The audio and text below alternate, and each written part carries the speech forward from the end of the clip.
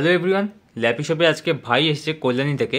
তো ভাই গতকাল আমাদের এখানে এসে ল্যাপটপ দেখে গেছিলো, আজকে এসে পারচেস করলো। আমি বলে দিচ্ছি ল্যাপটপটা ডেলের ল্যাটিটিউডে 7400 আছে, i5-এর প্রসেসর আছে, 8 GB র্যাম, 256 GB এসএসডি।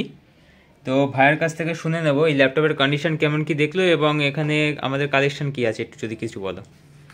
এখানে অনেক রকমের কালেকশন আছে, তোমরা আসো, এসে দেখে যাও ল্যাপি শপে।